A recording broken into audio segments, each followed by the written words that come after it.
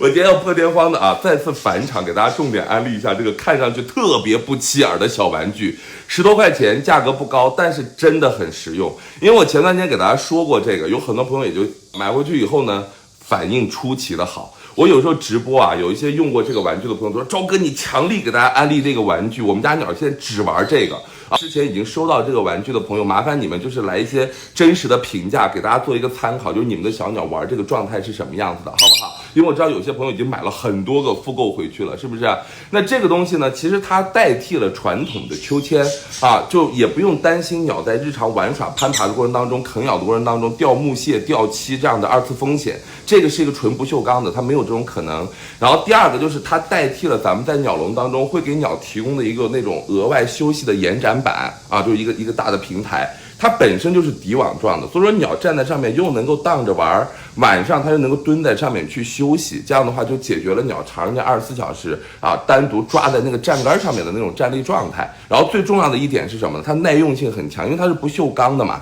所以打扫卫生起来方便度啊，你看它的粪便如果不小心挂在这个边边上了，泡水里面泡一下就好了，也不会生锈。有的朋友说那么重是不是不锈钢的，它万一掉下来砸到我的鸟怎么办？厂家也考虑到这个问题了，你们看这儿，它的这个上面的这个衔接点，它的这个挂钩，它是做的这种旋转口的，所以说你们把它挂在笼顶之后呢，一定要把这个东西给它盖好、拧好，这样的话，你的鸟不管怎么去捣乱，不管怎么去很用力的去玩耍，它都不会掉下来的，就是安全系数还是有保障的啊。那我再次把这个安利给大家吧，真的很好用，希望大家可以去体验一下啊。